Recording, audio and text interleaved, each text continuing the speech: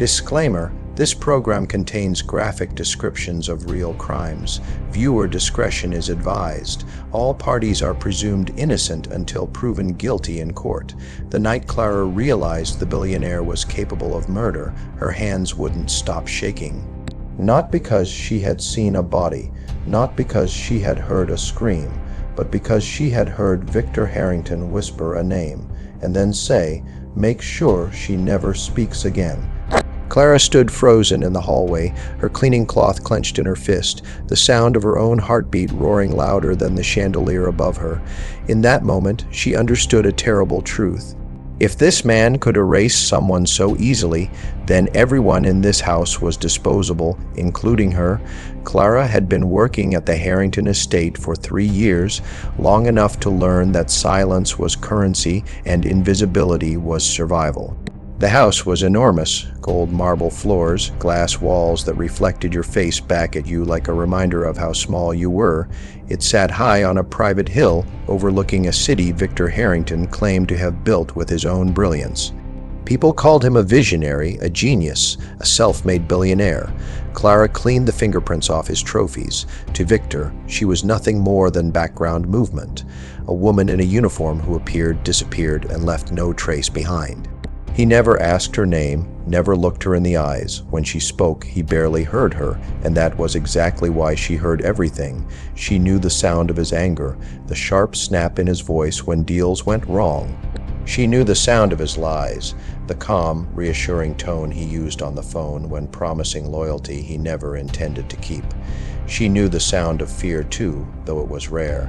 That night, she heard fear.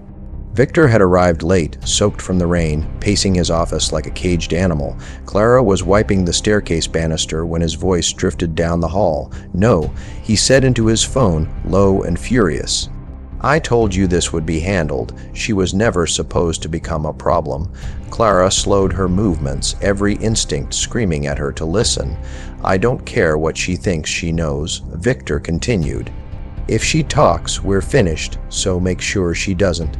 A pause, then the words that lodged themselves into Clara's chest like broken glass. "After tonight, she won't." The line went dead.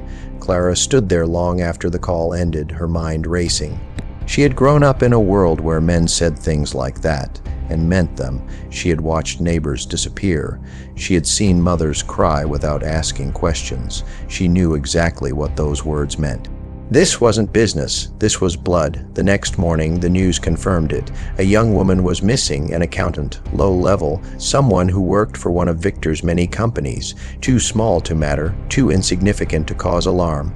The article was brief, almost dismissive. Clara read it 3 times. Victor didn't. He skipped breakfast, barked orders at the staff, locked himself in his office for hours. Eleanor Harrington, his wife, sat at the dining table untouched, her hands trembling around a cup of tea that had gone cold. Clara noticed that too. She noticed how Eleanor avoided her husband's eyes, how she flinched when his phone rang, how she looked like someone already mourning something she couldn't admit was gone. From that day on, Clara paid closer attention. She memorized schedules, learned security patterns, took mental notes of which cameras blinked red and which ones didn't blink at all. She listened to conversations not meant for her ears about offshore accounts, quiet settlements, favors owed by powerful men. And slowly, she began to understand something dangerous. Victor Harrington didn't just own companies. He owned secrets, and secrets like his didn't stay buried forever. One afternoon, while dusting his forbidden office, Clara found it. A flash drive taped beneath the desk, small, ordinary, heavy with consequences. Her fingers hovered over it for a long moment before she slipped it into her pocket. If Victor had seen her, she knew he wouldn't hesitate. People like him didn't negotiate with threats, they erased them. That night, Clara sat alone in her apartment, the city humming outside her window, the flash drive resting on the table like a loaded weapon. She didn't know it yet, but by picking it up, she had just stepped into a game where the only rule was survival, and the billionaire had no idea. The maid had already begun to outsmart him. Clara didn't plug in the flash drive right away. She sat there for a long time, staring at it, listening to the distant sirens and traffic outside her window. She knew better than to rush. Growing up where she did taught her one rule: once you see the truth, there's no going back. When she finally connected it to her laptop, the screen filled with folders, dozens of them. Names, dates, companies she recognized from the news. At first, it looked like ordinary corporate files, until she opened the first recording. Victor's voice, calm, confident, talking about payments, about cleaning up loose ends, about a woman who knew too much. Clara's stomach twisted. She clicked through email chains, bribes disguised as consulting fees, shell accounts wired through 3 different countries, threats hidden beneath polite language, and buried deep inside one folder. Photos, the missing accountant, alive in the first image, terrified in the second, there was no third. Clara slammed the laptop shut, her hands trembling. This wasn't just corruption. This was proof of murder. She barely slept that night. Every shadow in her apartment felt like a threat. Every sound outside her door made her heart race. By morning, dark circles framed her eyes, but her fear had hardened into something else. Resolve. Turning this over to the police would be easy. Surviving it wouldn't. Victor Harrington didn't lose. People like him didn't get arrested quietly. They dragged everyone down with them. Witnesses disappeared. Evidence burned. Accidents happened. Clara knew the headlines would never say her name. They'd say she was unfortunate. No, if she was going to do this, she needed control. So she went back to the mansion and became invisible again. She cleaned floors, served meals, smiled politely, but now she was watching with purpose. She noticed Victor shredding documents late at night. She noticed new security installed in the West Wing. She noticed how often he called his lawyers and how angry he sounded when he hung up. He was scared, and fear made men careless. Clara began mapping the house in her mind, the blind spots, the gaps between camera sweeps, the nights when one guard always left early, the mornings when Victor's office was empty just long enough to slip inside unnoticed. She wasn't stealing anymore, she was collecting. A printed memo left in a tray, a password written on a sticky note, a phone call overheard while refilling a glass of water. Piece by piece, Victor's perfect world began to crack. And then there was Eleanor. Clara found her one afternoon in the sunroom, staring out at the city like she was watching her own life happen without her. The room smelled of flowers that were already dying. "Ma'am?" Clara said softly, setting down a tray. Eleanor didn't respond. "You don't have to stay," Clara said before she could stop herself. Eleanor turned slowly, eyes sharp with pain. "What did you say?" Clara met her gaze. "You know what he's done." Silence stretched between them. Then Eleanor laughed. A quiet, broken sound. "Everyone knows." She said, "No one does anything." Clara leaned closer. "That's because they're afraid." Eleanor's smile faded. "You should be too." "I am," Clara said, "but fear can be useful." Something shifted in Eleanor's eyes. For the first time, she didn't look alone. She whispered, "If I help you, he'll destroy us both." Clara shook her head. "Only if we let him." Eleanor looked toward the hallway, then back at Clara. Her voice dropped to a whisper. "He keeps everything," she said. "Accounts, schedules, names. He thinks I don't know where." Clara's heart pounded. "Then help me," she said. Eleanor hesitated, then nodded once. In that moment, Victor Harrington lost something he didn't even know he needed, his advantage, because the billionaire still believed he was surrounded by people he controlled. He had no idea the 2 women he trusted the least were already planning his downfall. The plan didn't come together overnight. It couldn't. Men like Victor Harrington didn't fall because of one mistake. They fell because someone was patient enough to wait for 10. Clara and Eleanor never met openly, not at first. A glance in the hallway. A folded note slipped beneath a book. Conversations disguised as small talk while staff passed nearby. To anyone watching, nothing had changed, but beneath the surface, everything had. Eleanor began quietly feeding Clara information, account numbers, names of lawyers, the nights Victor met with politicians who pretended not to know him. She told Clara which safes held backups, which files he never trusted online, which documents scared him the most. He keeps copies. Eleanor whispered one night, always, in case he needs leverage. Clara understood. Men who ruled through fear always kept weapons close. Every new detail made the picture clearer. Victor wasn't just corrupt, he was systematic. He destroyed people with the same precision he used to grow his empire. Anyone who threatened him was erased quietly, efficiently, without emotion. And the missing accountant wasn't the first. She was just the one who left evidence behind. Clara stored everything in her mind. She never wrote notes, never carried anything suspicious. She learned to remember strings of numbers the way others remembered songs, because paper could burn, memory couldn't. Victor, meanwhile, was unraveling. His temper worsened. He fired another assistant, installed more cameras, increased security, yet still paced the house like a man who knew danger was already inside. Fear had made him reckless. One evening, Clara overheard him arguing with his lawyer. "They're circling." Victor hissed, "I don't care how much it costs. Bury it." A pause. "No," he snapped. "There can't be another leak." Clara felt a chill. Leak. That word changed everything. Victor didn't know who was betraying him, but he knew someone was. And men like Victor responded to uncertainty with violence. That night, Clara went home and didn't turn on the lights. She sat in the dark, listening, wondering if she'd already gone too far. But then she thought of the photos on the flash drive. The woman who never made it home, the families who never got answers, and the fear hardened again. The next move had to be perfect. Eleanor provided the key. Victor was hosting a private dinner in 2 weeks. No staff outside the usual, no phones allowed at the table. Powerful men, untouchable men. He feels safe when they're here. Eleanor said, "That's when he's careless." Clara nodded. Safety was an illusion. In the days that followed, Clara prepared quietly. She timed the Wi-Fi resets, learned which router controlled which wing of the house, noted when the backup power kicked in, and how long it took. She wasn't hacking. She was exploiting arrogance. Victor believed no one around him was smart enough to hurt him. The night before the dinner, Clara overheard something that almost broke her resolve. Victor was on the phone again. "I want her gone," he said flatly, "tonight if possible." Clara's blood ran cold. "Not the wife," he added, "the maid." Her breath caught. He continued, "She's been asking questions." The line went dead.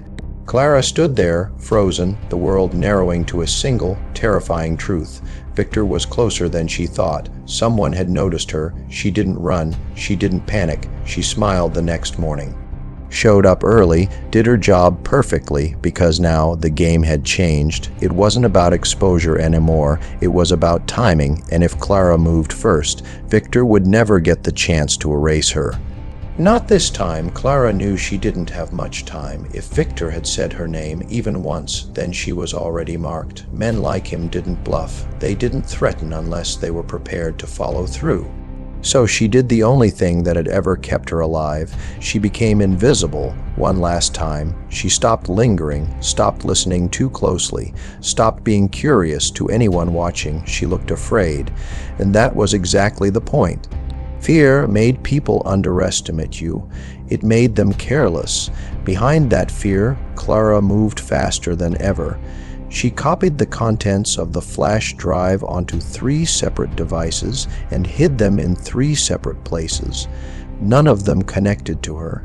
One was mailed anonymously to a digital vault overseas, programmed to release its contents if she missed a single check-in.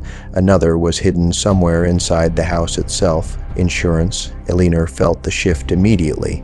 "He knows," Eleanor whispered when they crossed paths in the hallway. Clara didn't slow down. "Not enough," she murmured, "and not soon enough."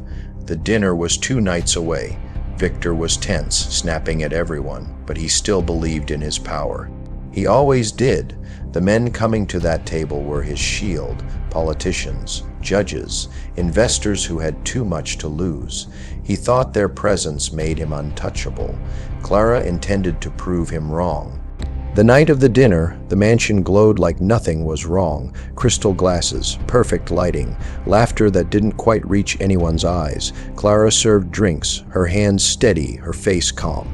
Every step she took followed a plan she had rehearsed 100 times in her head. At 8:43 p.m., the West Wing cameras went into scheduled maintenance. At 8:45, Eleanor excused herself from the table, claiming a headache. At 8:47, Victor raised his glass for a toast, talking about legacy, power, and the future. At 8:48, Clara slipped into the hallway. She didn't rush. She counted her steps. She reached the control panel hidden behind a painting Victor had never noticed because he didn't notice things meant to serve him. At 8:51, Clara pressed the switch. Nothing dramatic happened. No alarms. No lights flickered, but somewhere deep inside the system, a message began to move. Files were unlocking, emails queued, contacts syncing. Clara returned to the dining room just as Victor laughed at something one of the men said. She set down a tray and met Eleanor's eyes for half a second. It was enough. At 9:17 p.m., every phone at the table vibrated. One by one, the men glanced down, then froze. The room went silent. Victor frowned. "What is it?" he demanded. No one answered. Screens filled with documents, audio files, photos, dates, names, proof. Victor's smile vanished. "This is a mistake," he said quickly, standing. "Someone is playing a game." A recording began to play, his voice unmistakable, calm as he discussed making someone disappear. Chairs scraped back, hands shook. Men who once laughed beside him suddenly looked afraid to be seen near him. Victor turned, scanning the room, panic breaking through his control. And then his eyes landed on Clara, for the first time since she'd worked there. He really saw her. "You," he whispered. Clara didn't respond. She simply set the tray down and walked away. Chaos didn't explode. It crept. Phones kept vibrating. Men whispered urgently into their sleeves. Someone left the table without a word, already calculating how to distance himself from Victor Harrington before sunrise. Victor shouted for security. No one moved because their phones were vibrating too. By the time the first guard entered the room, his face had already gone pale. He glanced at Victor, not with loyalty, but with fear. "This is illegal," Victor barked. "All of you are bound by confidentiality." No one believed him anymore. One by one, the men began to stand. Excuses fell apart in midair. Handshakes were refused. Eyes wouldn't meet his. Victor's world was collapsing, and it was silent. Upstairs, Eleanor moved quickly. She packed only what she needed, no jewelry, no documents, just a single suitcase and the last shred of a life she'd been trapped inside for years. As she zipped it shut, she paused. For the first time in a long time, her hands weren't shaking. Downstairs, Victor tried to regain control. "You think this ends me?" he snapped. "I own this city." A voice answered from the table. "Not anymore." Sirens wailed in the distance, faint at first, then closer. Someone had already called it in. Someone with enough fear to choose survival over loyalty. Victor's face drained of color. He turned again toward the doorway toward where Clara had stood moments earlier. But she was gone. Clara didn't run. She exited through the service corridor the same way she always did, calm, unnoticed, just another worker leaving after a long shift. Outside, the night air felt different. Lighter. She walked until the mansion disappeared behind the trees, until the sirens grew louder than her heartbeat. By the time police lights washed over the gates, Clara was already on a bus heading downtown. Victor Harrington was arrested before midnight. Charges stacked quickly: financial crimes, obstruction, conspiracy. And as investigators dug deeper, the evidence only multiplied. The missing accountant's case was reopened. This time it couldn't be buried. The city woke up to headlines screaming his name. The billionaire who had seemed untouchable was suddenly radioactive. Partners denied knowing him. Friends vanished. Lawyers stopped returning his calls, and the question echoed everywhere: who did this? Speculation ran wild. Hackers, rivals, whistleblowers. No one mentioned the maid. Days later, Clara sat in a small cafe, watching the news play silently on a mounted screen. Victor's face appeared. Older, smaller, stripped of power. She stirred her coffee slowly. Eleanor called that afternoon. "It's done," she said softly. "He can't hurt anyone anymore." Clara closed her eyes. "You're safe?" "Yes," Eleanor replied for the first time. They didn't say goodbye. They didn't need to, because some alliances didn't require endings. As Clara left the cafe, her phone buzzed once. A confirmation the last backup had been received. Only then did she allow herself a smile, not because she had won, but because she had survived. Victor Harrington didn't go quietly. From his holding cell, he tried to bargain. Names were offered, money promised, threats whispered through lawyers who still believed fear could buy silence, but the damage was already done. Every deal he'd ever made was unraveling. Every secret he'd buried was being dug back up. Men who once protected him were now protecting themselves, and for the first time in his life, Victor was powerless. Clara watched it all from a distance. She changed cities, changed routines. She didn't look back at the mansion when the bus crossed the bridge. Some places didn't deserve memory. She found work easily. Quiet jobs, honest ones, places where no one asked questions and no one expected her to disappear, but at night the past still whispered. She thought about the woman in the photos, about how close she'd come to joining her, about how thin the line was between invisible and erased. Then the call came, unknown number. Clara almost didn't answer. "Clara," a man's voice said, calm.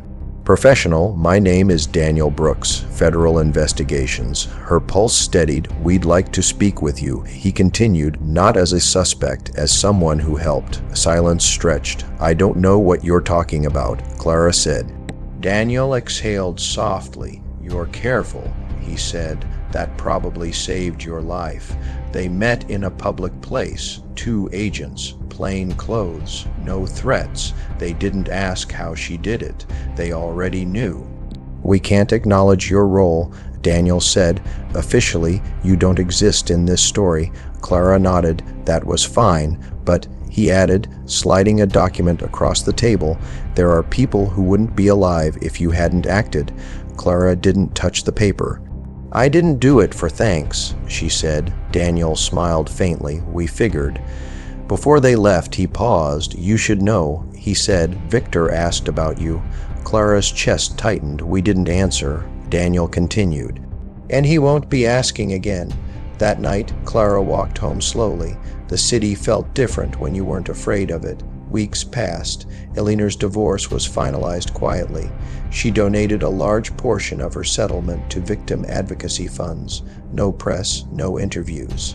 One afternoon, a package arrived at Clara's door. No return address. Inside was a simple card: "Because you saw me when no one else did." No name. Clara sat down, the weight of it settling over her. She hadn't just destroyed a monster. She had freed a prisoner, and maybe herself too, because the world still believed power lived in boardrooms and bank accounts. But Clara knew the truth. Power lived in patience, in silence, in the courage to act when no one was watching. And the most dangerous people in the room were never the ones anyone noticed. Victor Harrington didn't go quietly. From his holding cell, he tried to bargain. Names were offered, money promised, threats whispered through lawyers who still believed fear could buy silence. But the damage was already done. Every deal he'd ever made was unraveling. Every secret he'd buried was being dug back up. Men who once protected him were now protecting themselves, and for the first time in his life. Victor was powerless. Clara watched it all from a distance. She changed cities, changed routines. She didn't look back at the mansion when the bus crossed the bridge. Some places didn't deserve memory. She found work easily.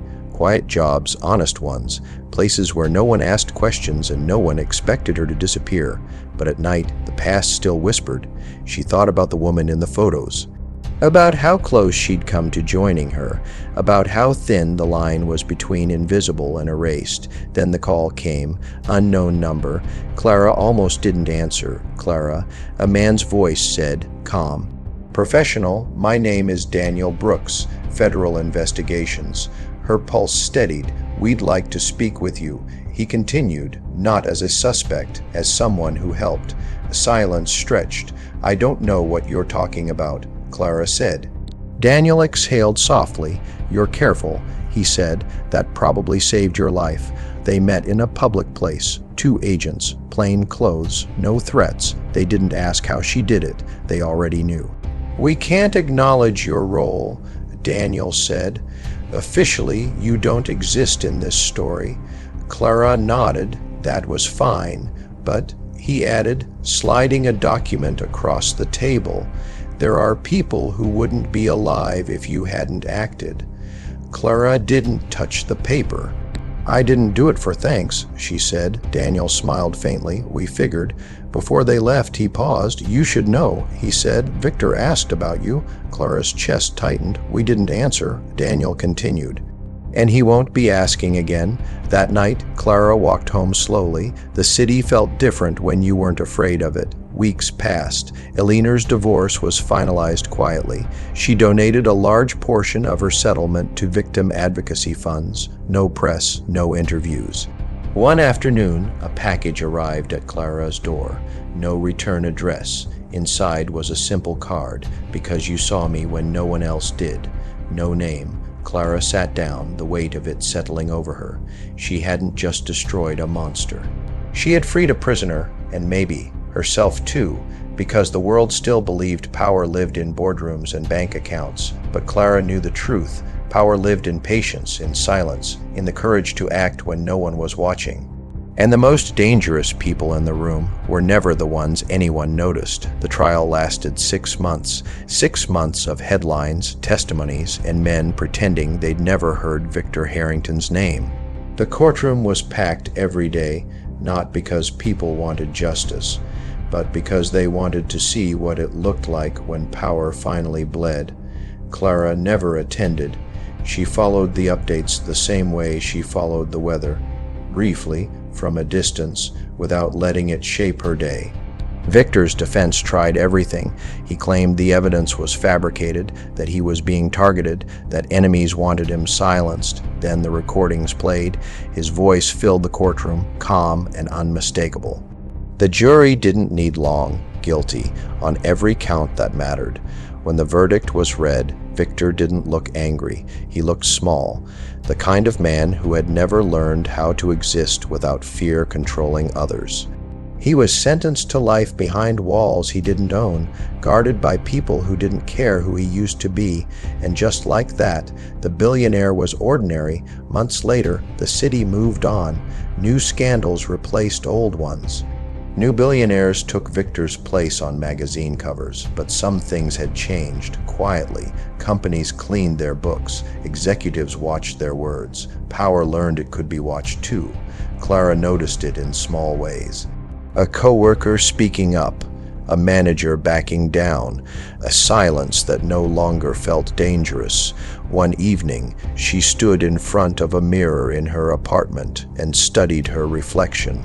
She looked the same, no crown, no applause, no recognition, just a woman who had once been invisible and chose not to stay that way. Her phone buzzed with a single message. He won't be remembered the way he wanted. Clara smiled.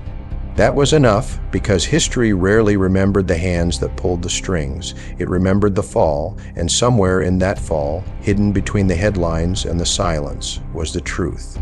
The billionaire never saw it coming. The maid did, and she outsmarted everyone.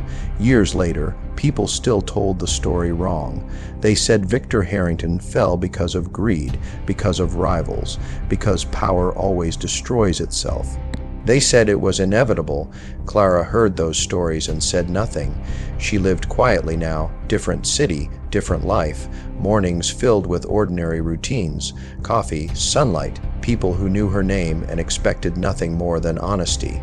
Sometimes she passed buildings that looked like the Harrington estate, glass, steel, confidence stacked toward the sky, and she felt that old instinct return, observe, listen, remember, but the fear was gone. One afternoon, she stopped to watch a young cleaner mopping a lobby floor. The girl moved quickly, eyes down, trying not to be noticed. Clara recognized that posture. She stepped closer and said gently, "Take your time. No one's rushing you." The girl looked up, surprised. Then smiled. It was a small moment, but small moments were where everything began. That night, Clara sat by her window as the city lights flickered on.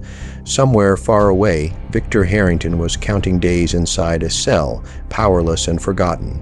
The world he once controlled no longer spoke his name, and Clara, she didn't feel victorious. She felt free, because the truth was simple. She hadn't beaten him with strength, or money, or noise. She beat him by paying attention. By understanding that the people everyone ignored were the ones who saw everything, and as the city settled into silence, Clara closed the window, turned off the light, and disappeared into a life of her own choosing. Just the way she always had, only this time, it wasn't survival, it was peace. Clara thought the story was over. That's what everyone believed, that once Victor Harrington was sentenced, the chapter closed, the danger passed, the world returned to normal. But power never dies quietly. It just changes shape. The first sign came as a letter, no return address, no stamp she recognized. Inside, a single sentence was typed neatly across the page. Some debts don't disappear with prison bars.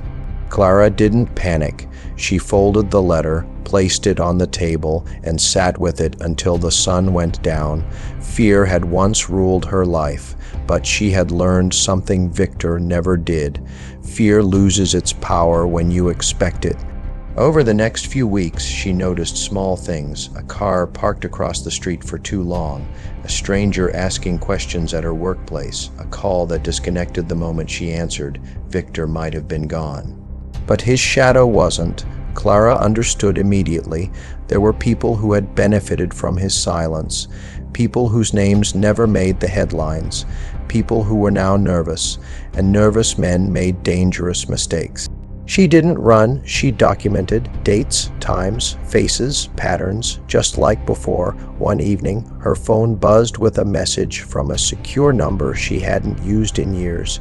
"You were right to save the backups."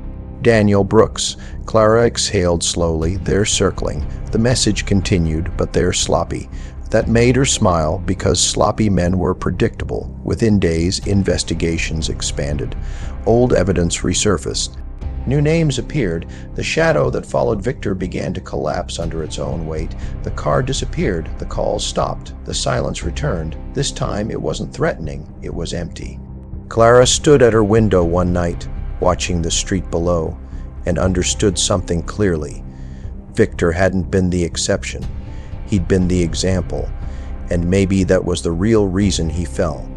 Not because one maid outsmarted him, but because he taught her how monsters operated. And once you learned that lesson, you never unlearned it. Clara turned off the light, confident now, not because the world was safe, but because she knew exactly how to survive it. Time passed, not the kind that heals everything, the kind that reveals what lasts. Victor Harrington became a footnote, a case study in business schools, a warning whispered in private rooms where powerful men leaned in and lowered their voices. His name lost its weight. Clara's didn't, because Clara didn't want it to. She moved again, not out of fear, but choice. She learned a new city's rhythm the way she always had, quietly, patiently. She worked ordinary jobs, lived an ordinary life, but something inside her had changed. She no longer mistook silence for weakness. One evening, she received an invitation, no sender listed, no demand attached, just coordinates. At times, she almost ignored it. Almost. The place was small, neutral, safe. 3 people sat at the table when she arrived. 2 men, 1 woman. None of them introduced themselves. "You see patterns," the woman said.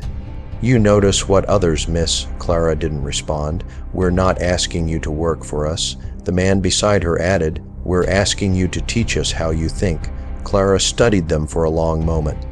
"And if I say no," she asked, "then you walk out?" The woman replied, just like last time. Clara smiled faintly, because power had finally learned something. It needed people like her. She didn't agree that night. She walked home under streetlights, feeling the weight of choice instead of fear. At her door, she paused. For the first time in her life, the future wasn't something to survive. It was something to decide. And whatever she chose next, it would be on her terms. Clara didn't answer the invitation. Not right away. Days passed, then weeks. Life stayed quiet, almost deliberately so, like the world was holding its breath and waiting to see who she would become next. She returned to her routines, morning walks, coffee at the same corner shop, work that paid the bills and asked nothing of her past, but the invitation stayed with her, not because of what it offered, but because of what it proved. They had seen her, not as a maid, not as a victim, as a mind. One evening, Clara stopped at a public library, the kind with cracked steps and flickering lights. She sat at a computer and searched Victor Harrington's name one last time. Nothing new, no fear rose in her chest. She closed the page. That was when she understood something important. She wasn't running from her past anymore. She was choosing distance. The next day, she sent a single message to the number she'd memorized. "I don't work in the shadows," she typed, "but I don't look away either." The reply came hours later. "That's exactly why we asked." Clara exhaled. She didn't meet them in secret rooms after that. She spoke publicly.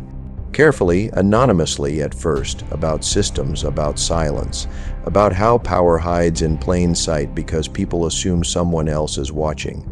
She taught them what she had learned the hard way, that the most valuable information never came from boardrooms, it came from hallways, from service corridors, from people everyone ignored. Slow changes followed, quiet ones, policies rewritten, oversight added. Doors opened that had always been locked from the inside. No headlines carried her name. That was intentional. Years later, Clara walked past a familiar kind of building, polished, expensive, confident. A man in a suit stepped inside without noticing the cleaner holding the door open for him. Clara paused. She met the cleaner's eyes and smiled. The cleaner smiled back, and in that small moment, Clara felt something settle inside her. Not victory, not revenge, purpose, because the world would always underestimate the quiet ones, and somewhere out there, another invisible person was listening, learning, and preparing to change everything. Just like she once did, Clara's life had become almost painfully ordinary. She woke, she worked, she walked the city streets she now knew like the back of her hand. Coffee in one hand, notebook in the other, watching people move and speak without anyone noticing her. But ordinary had a rhythm she had learned to appreciate, a rhythm that meant she was alive and she was free. Then, one rainy afternoon, she noticed him, a man in a tailored suit, watching the building across the street. Not a threat, not yet, but deliberate, focused, patient. Clara felt the old instinct flare inside her, the one that had kept her alive at Harrington Estate. She did not panic, she observed, she memorized his patterns. He lingered for 3 days, always in the same corner, always with the same unreadable expression. Clara didn't approach him. She didn't retreat. She waited. On the 4th day, he approached Clara. His voice was cautious, curious, almost respectful. She didn't answer at once. She studied him quietly, noting the badge clipped to his jacket, the files he carried, the way he glanced at the street before meeting her gaze. "I'm not here to hurt you," he said.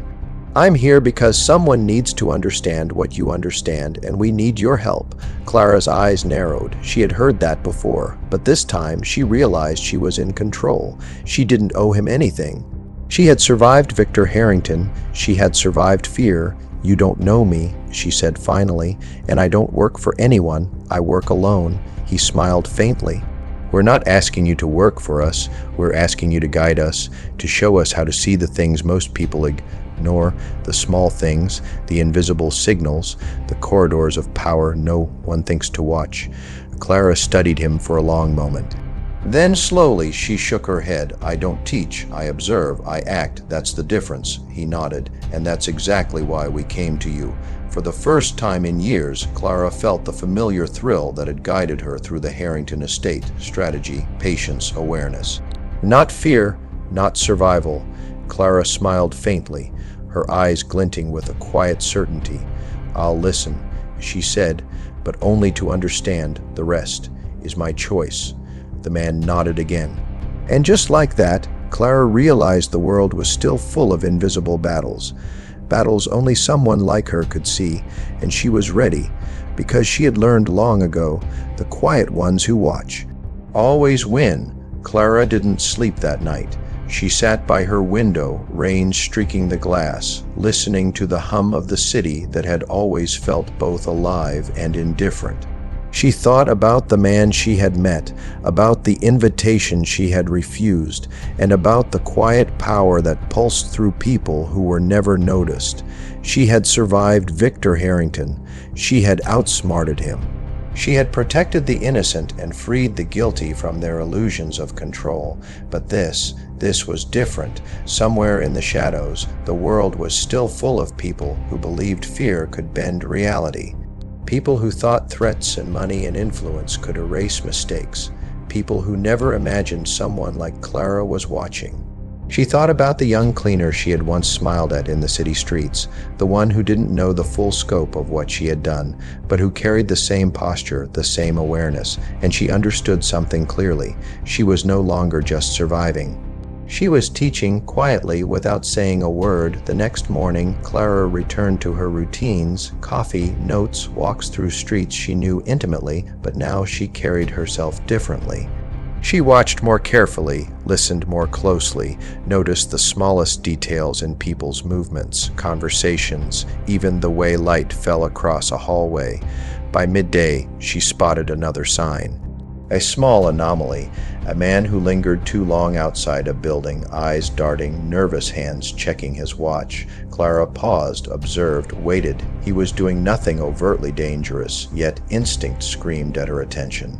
She didn't act, not yet. She simply noted, memorized, calculated. By the time she returned home that evening, she had a plan forming, not a reactive one, but a proactive one. Clara realized the world was still full of invisible threats, invisible opportunities, and invisible power.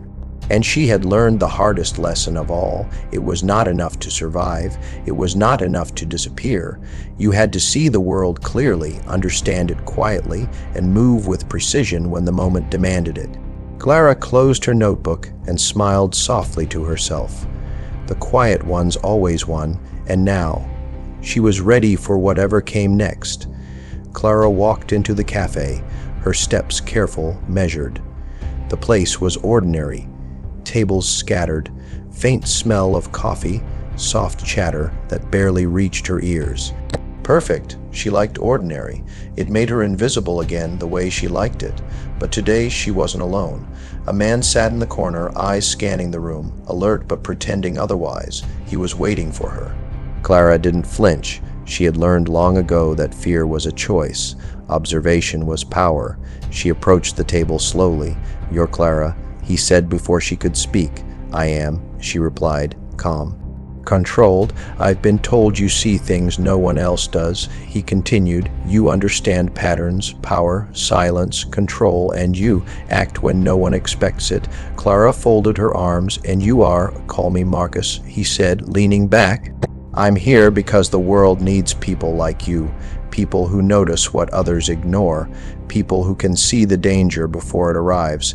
Clara studied him, every flicker of his eyes, the way he positioned his hands, the subtle tension in his shoulders.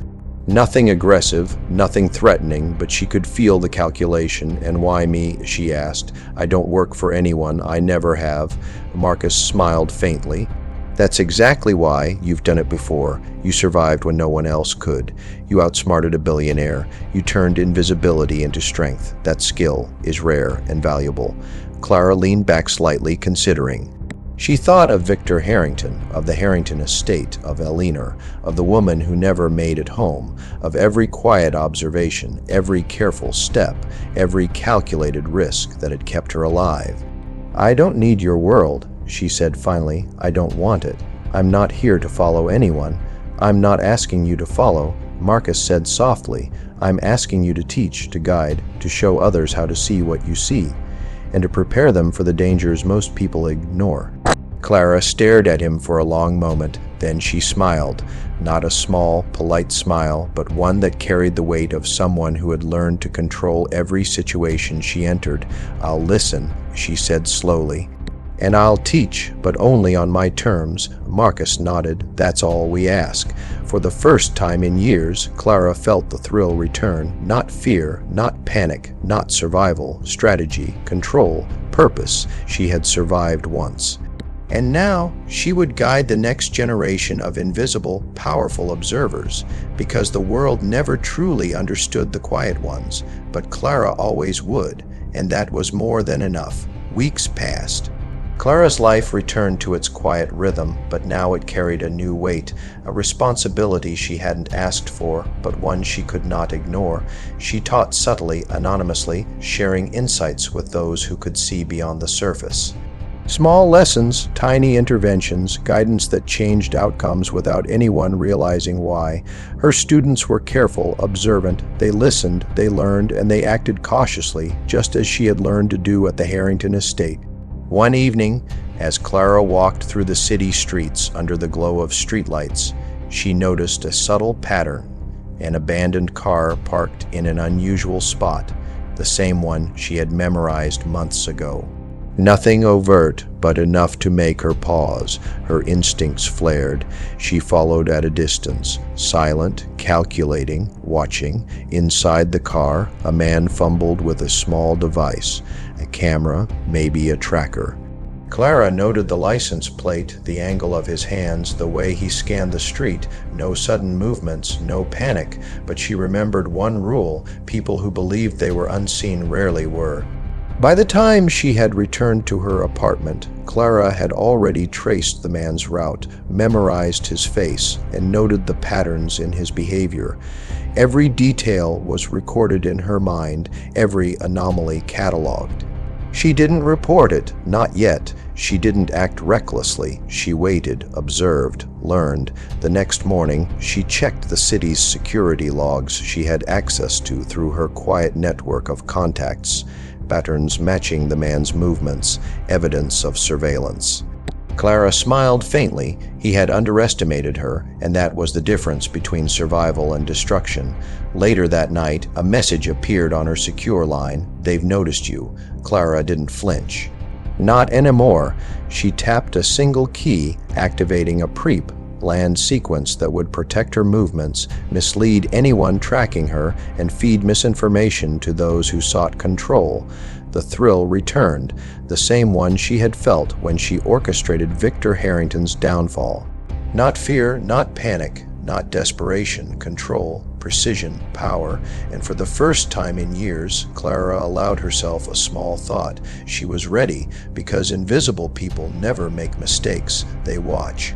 They wait, and when the moment comes, they act. The city lights flickered outside her window. Clara sat back, calm, confident, untouchable. The quiet ones always win, and Clara would always be one of them.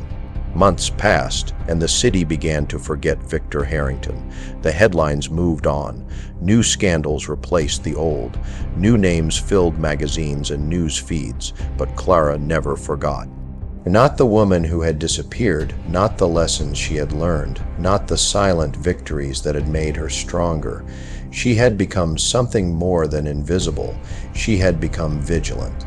One rainy afternoon, she spotted a familiar pattern. Someone following her, carefully, deliberately, pretending to read a newspaper, adjust a bag, check a phone.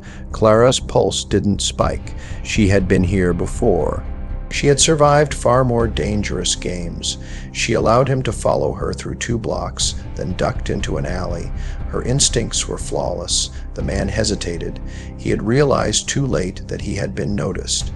Clara stepped out from the shadows, calm, composed. "You've been following me," she said, her voice soft but sharp. The man froze. Don't lie." She interrupted. "It won't work."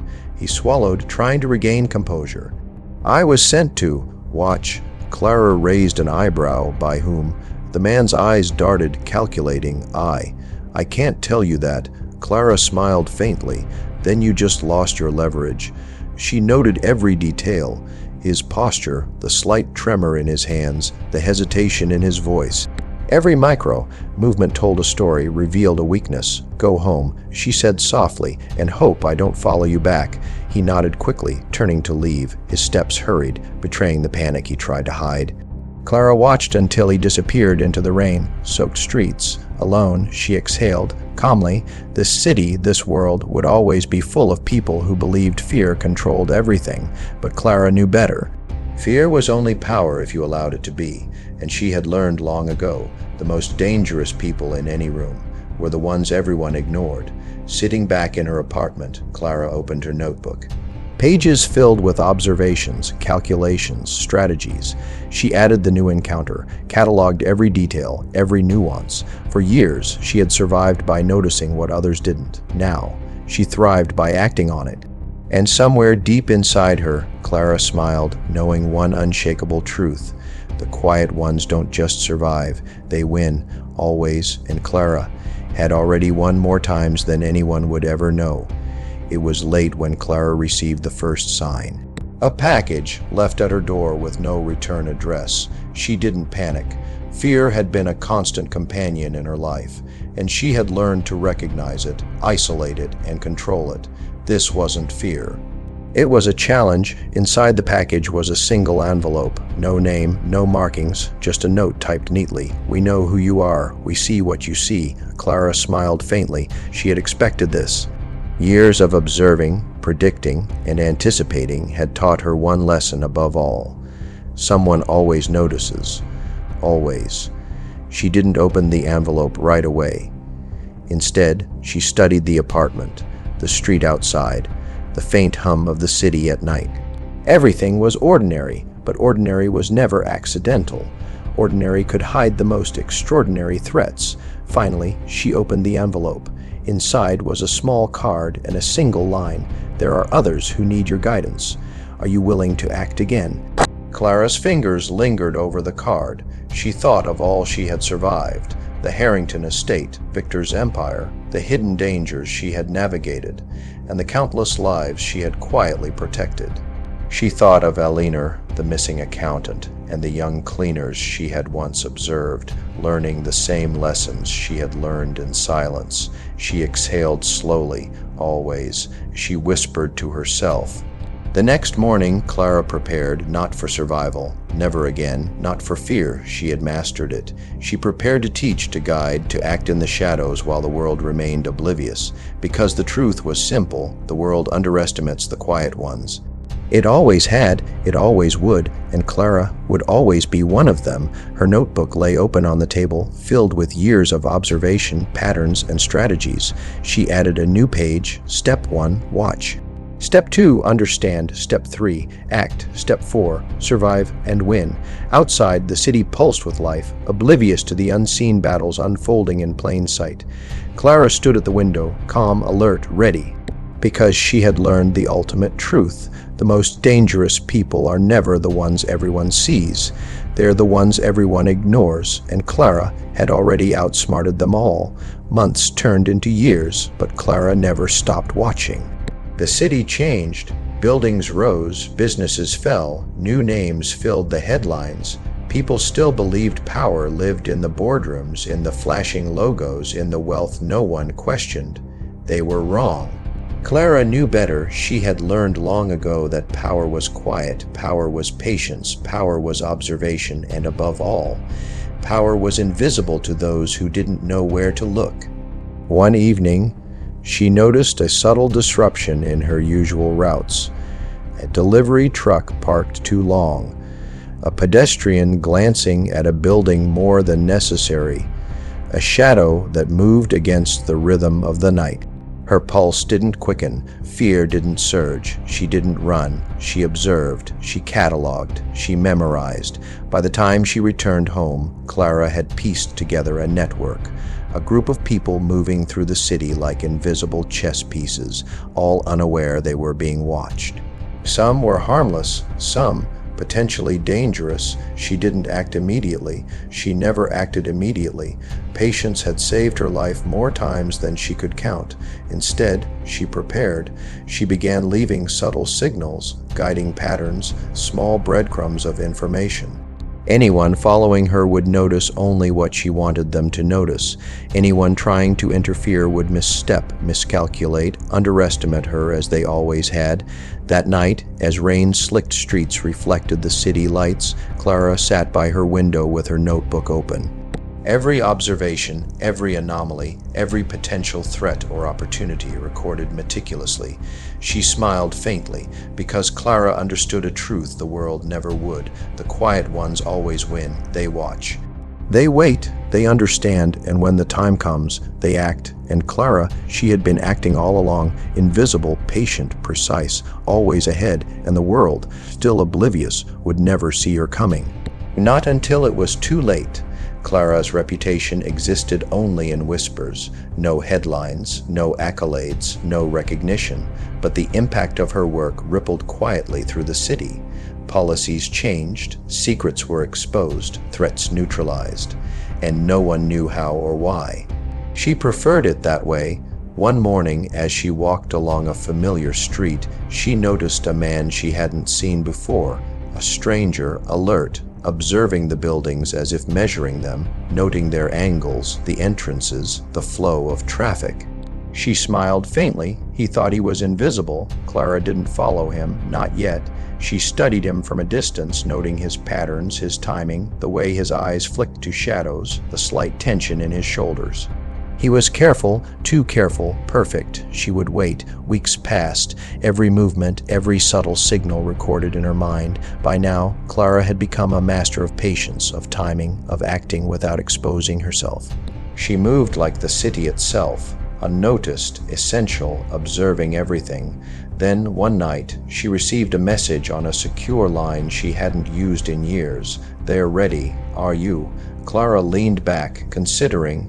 The world had changed, the dangers had changed, but her rules hadn't. She didn't need fear, she didn't need orders, she didn't need recognition. All she needed was awareness, observation, patience, and the courage to act when no one expected it.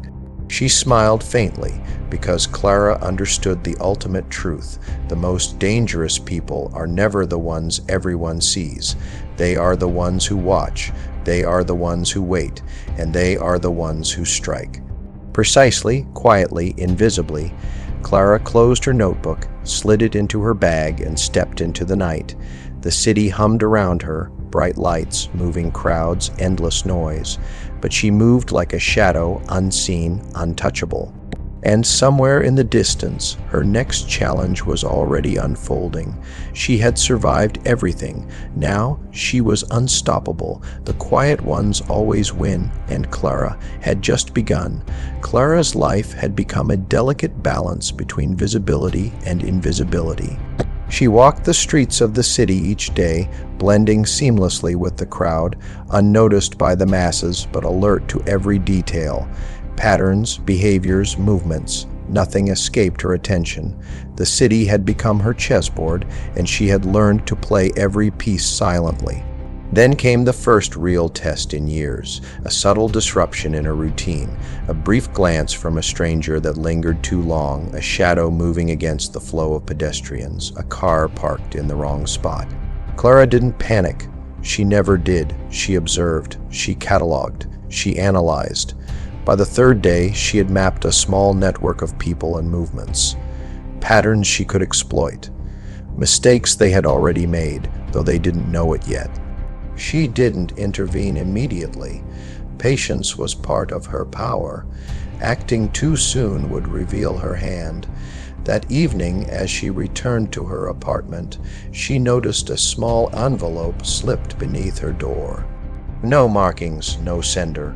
Inside was a single line typed neatly. "They are ready to play, are you?"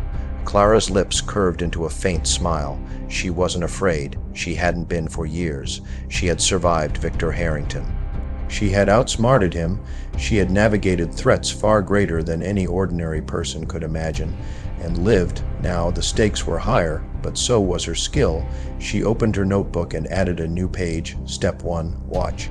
Step 2, understand. Step 3, wait. Step 4, act decisively. The city hummed outside, oblivious to the invisible battles unfolding within it. Clara adjusted her coat, stepped into the night, and moved through the streets with the quiet confidence of someone who knew the truth. The world underestimates the quiet ones, always, and Clara was the quietest of all. Her next move would decide everything, because she had survived everything, and now nothing could stop her. Clara had learned a truth no one else ever truly understood. The world only feared what it could see. Invisible people, quiet observers, those who acted in silence. They were untouchable. They were dangerous. They were inevitable. That morning, Clara noticed something unusual. A pattern she hadn't seen before. A courier who seemed to appear where he wasn't expected, leaving subtle signals for someone else. She didn't move immediately. She didn't panic. She noted. She calculated. By midday, she had traced the courier's route. Each step revealed more than just movement. It revealed intent. That evening, as the sun dipped behind the skyline, Clara received a single encrypted message. "They're aware. Are you ready?" She smiled faintly. Ready had been her constant state for years. Survival, after all, was nothing more than preparation in disguise. Clara began her work quietly, setting subtle traps, leaving misleading breadcrumbs, and observing responses. Every detail was catalogued, every anomaly noted, every reaction predicted. By midnight, she had mapped the entire network, enough to control outcomes without exposing herself. As she stood at her apartment window, looking down at the streets below, she realized something. The city was full of invisible players. Some were allies, some were threats, some didn't even know they were being watched. Clara exhaled, calm and collected. She didn't need fear to guide her. She didn't need recognition to validate her actions. She needed only awareness, patience, and precision, because the most dangerous people in any room were never the ones everyone noticed. They were the ones who observed, the ones who waited, the ones who acted when no one expected it, and Clara had been doing it longer than anyone could imagine. The city hummed around her. Lights flickered. Cars passed. Life moved on. But in the shadows, in the corners, in the unnoticed spaces, Clara was already 3 steps ahead, and the quiet ones always win. She smiled faintly because she knew this game, like every game before it, was hers to control, and she would. Clara's world had become a study in patterns. Every face, every movement, every subtle gesture carried meaning. Years of experience had taught her that the ordinary was often a mask for the extraordinary, and that those who moved with confidence in plain sight were often the most dangerous. It started with a message. No name, no explanation, just a line typed neatly. "The players are gathering. Are you ready?" Clara didn't respond immediately. She sat quietly in her apartment, listening to the hum of the city outside, tracing the rhythms of life she had come to know like a second skin. She noted the small things first, the delivery trucks that lingered longer than necessary, pedestrians who hesitated before crossing intersections, the subtle shifts in office lights far below. Then she mapped their patterns. She anticipated movements, calculated risks, predicted mistakes. By nightfall, she had reconstructed the entire network, a web of people acting unknowingly in service of something greater. She smiled faintly. Years ago, Victor Harrington had underestimated her. Everyone had. Now, she was the one who held the advantage. The next day, Clara moved silently. She left small signals, guiding behaviors, manipulating events without anyone realizing it. She was the invisible hand shaping outcomes, controlling chaos, neutralizing threats before they even emerged. By midnight, she had done more in a single evening than most people could accomplish in weeks.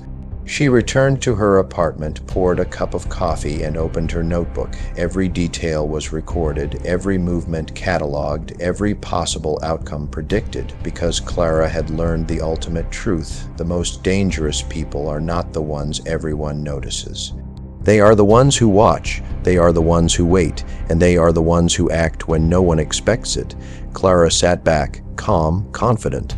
The city slept unaware that a quiet force, invisible yet unstoppable, was already 3 steps ahead. And Clara had always been that force. The quiet ones always win, and tonight she would prove it again. The city never realized it was under observation. From rooftops, alleys, and quiet streets, Clara watched. Every movement, every gesture, every whispered conversation. She cataloged it all. Patterns formed, weak points emerged, and the invisible game she had mastered began to unfold again. It started subtly. A man exiting a building he shouldn't have been in.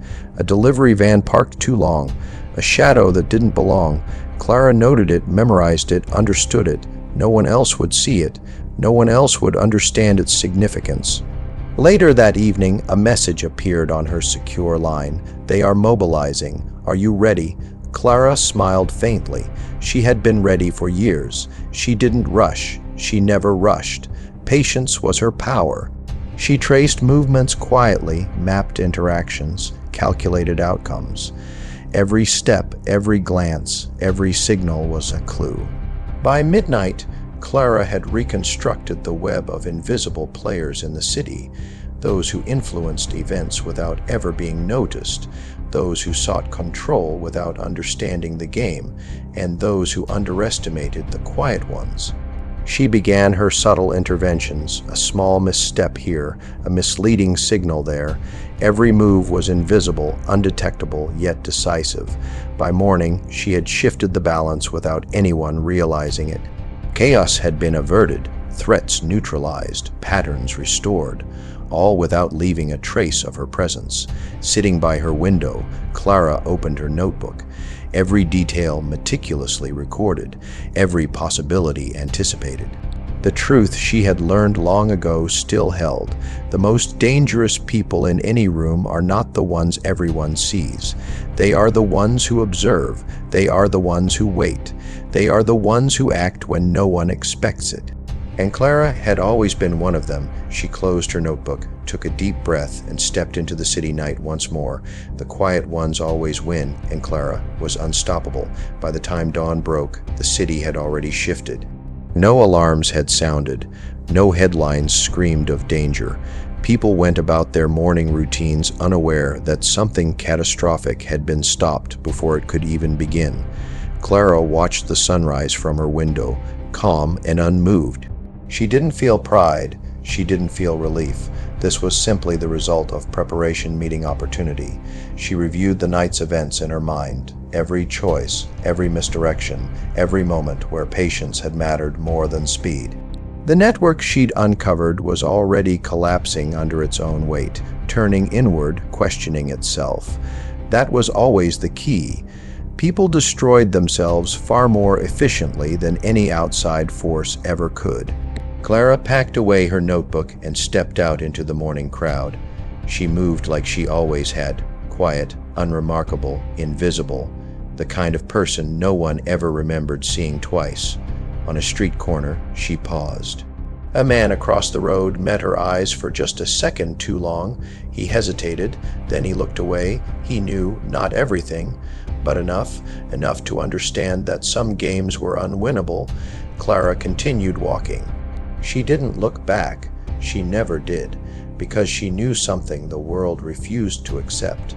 Power doesn't need to announce itself. It doesn't need permission, and it never needs credit. Power only needs control. And Clara had it. Somewhere behind her, the last threads of the network unraveled quietly. Phones went unanswered, meetings were canceled, plans dissolved. The threat ended not with a bang, but with silence. Clara disappeared into the flow of the city, just another face among millions, and that was exactly how she wanted it, because the quiet ones don't just survive, they don't just win, they decide how the story ends. If you made it this far, remember this: the most dangerous people are never the loudest ones in the room. They're the ones watching, waiting, planning in silence. If this story made you rethink power, trust, and the people you overlook every day, then you already understand the lesson Clara left behind. This is Murder Book 360, where quiet minds hide deadly truths, and every story reminds us that darkness doesn't always announce itself. If you enjoyed this story, don't forget to like, subscribe, and turn on notifications so you never miss a case that chills the soul. Until next time, stay curious, stay alert, and never underestimate the quiet ones.